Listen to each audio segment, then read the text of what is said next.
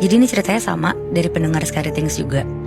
Kejadiannya udah lama banget karena kebetulan cerita ini tuh kejadian sama nyokapnya si pendengar Scary Things ini. Dan nyokapnya ini gue samarin namanya jadi Echa ya. Jadi ini cerita Echa waktu masih SD di Jawa Barat. Waktu itu si Echa ini tuh bolos sekolah sama teman-temannya dan kakaknya. Terus mereka pergi ke kebun pisang punya orang tua temennya Echa. Udah tuh di sana mereka seharian berenang di sungai dekat kebun pisang itu. Sampai nggak kerasa kalau udah sore dan menjelang maghrib. Nah di situ kakaknya Echa tuh karena ngerasa udah sore, dia teriak lah buat ngajak pulang Echa sama teman-temannya. Di situ semuanya tuh langsung naik tuh ke daratan buat siap-siap pulang. Tapi Echa doang nih sendirian yang gak mau pulang. Dia tetap asik berenang, udah dipaksa-paksa sekalipun tetap masih kekeh tuh gak mau pulang. Akhirnya karena semuanya jadi kesel, Echa ditinggal sendirian tuh di sungai itu.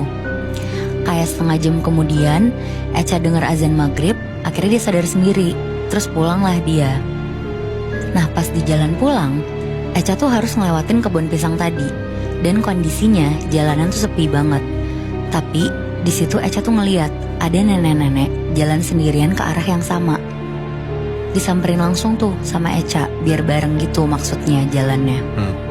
Dia sapa, "Permisi nek, mau ikut jalan bareng ya?" Terus dijawab sama nenek itu, "Iya neng, ayo kalau mau bareng. Lagian nenek juga kenal sama Mak Abik." Nah si Mak Abik ini tuh tantenya si Echa. Akhirnya jalanlah mereka berdua di kebun sepi itu. Pas mau masuk ke jalan utama rumah, di sana tuh ada gubuk dari bambu gitu.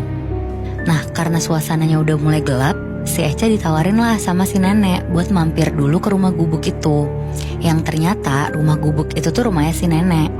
Terus si nenek tuh ngomong, "Neng mampir dulu aja ke rumah nenek sambil ngeringin badan. Nanti juga dijemput sama Mak Abik ke rumah nenek. Bahaya kalau malam-malam jalan sendirian, nanti ada yang nyulik." Dan di sini ya karena si Echa juga masih kecil, dia iyain aja. Sekarang gue mau ceritain nih dari POV kakaknya Echa sama teman-temannya. Jadi waktu kakaknya Echa udah sampai rumah, pas banget tuh azan maghrib. Ditanyain lah sama orang tuanya, kenapa baru pulang maghrib, terus bajunya kenapa pada basah dan gak sama Echa pulangnya. Di situ kakaknya Echa tuh langsung jujur, terus bilang kalau ternyata dia tuh bolos sekolah, terus dia ke kebun dan berenang di sungai sampai sore sama Echa dan teman-temannya. Pas ngedenger itu, muka orang tuanya tuh panik banget, langsung lari buat nyamper ke sungai. Tapi pas sampai di sungai, Echa udah gak ada. Akhirnya balik lagi nih orang tuanya ke rumah. Ditunggu-tunggu jam 7, jam 8, jam 9, gak pulang-pulang juga tuh si Echa. Akhirnya orang tuanya tuh langsung ngabarin ke saudara-saudaranya sama tetangganya kalau anaknya tuh gak pulang-pulang. Di situ warga tuh langsung nyariin Echa, muterin semua desa buat manggil-manggil Echa. Sampai jam 12 malam pun si Echa tuh masih gak ketemu-temu juga.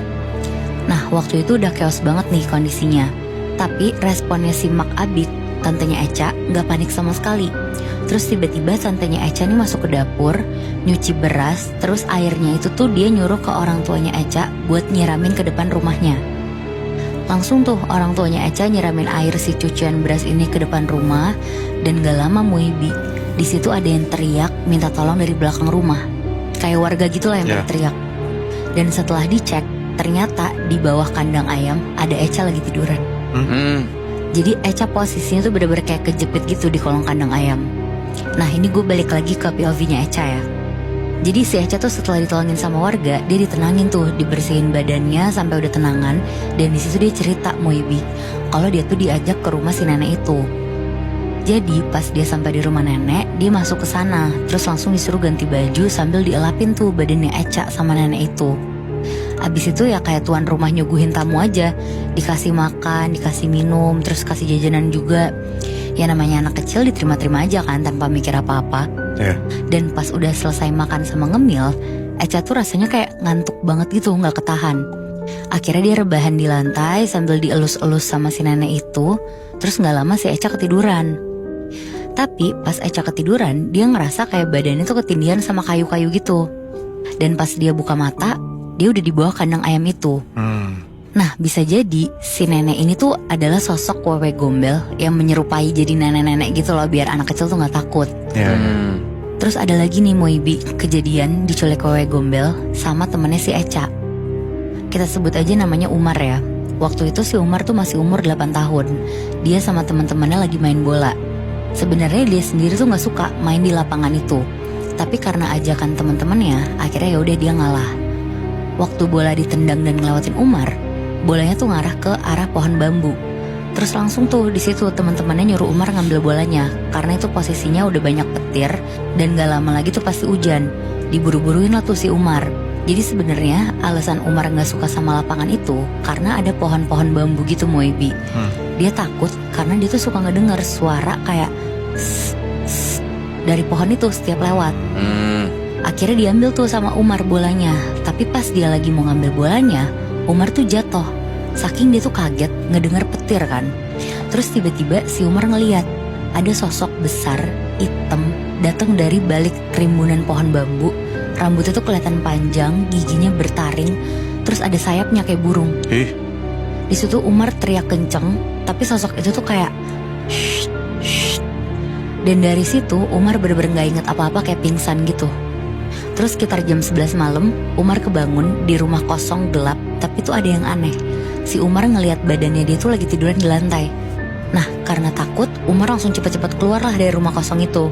Dia langsung pulang ke rumahnya, dan begitu sampai rumah, Umar manggil ibunya tuh sambil nangis. Tapi anehnya di situ ibunya tuh nggak ngedengar suara Umar sama sekali. Akhirnya dia nyobalah manggil bapaknya, tapi tetap sama. Si bapaknya tuh juga nggak ngedengar Umar. Mereka juga nggak ngeliat tuh Umar ada di dalam rumah. Terus Umar juga ngeliat tuh di situ ada kerumunan orang bawa senter gede, terus bilang, lihat lagi tuh ke rumah kosong itu, coba periksa lagi deket sumur di bagian belakang. Lapangan udah diperiksa belum? Siapa tahu ada anaknya. Di situ Umar ngikutin warga-warga itu tuh lari ngikut masuk ke dalam rumah kosong yang emang deketan juga tuh sama rumahnya si Umar. Dia di situ masih ngeliat badannya tuh kaku di lantai, tapi anehnya nggak ada satupun tuh yang ngeliat badannya si Umar. Terus mereka akhirnya ngejauh ninggalin rumah kosong itu. Di situ Umar cuma bisa nangis-nangis sampai akhirnya dia ngeliat sosok lain. Ada sosok hewan, kakinya tuh 4, gede, dan ternyata itu tuh macan kuning. Nah, macan kuning itu tuh adalah macan lodaya. Kata neneknya Umar yang pernah nyeritain ke dia, keluarga tuh masih ada keturunan Sri Baduga Maharaja Prabu Siliwangi. Terus udah tuh, gak lama setelah macan kuningnya keluar, Umar tuh ngeliat neneknya. Di situ kepalanya Umar tuh diusap-usap sama neneknya. Terus neneknya tuh bilang kalau sebentar lagi dia bakal dibawa pulang. Dan gak lama neneknya tuh hilang, ninggalin Umar sama macan kuning itu.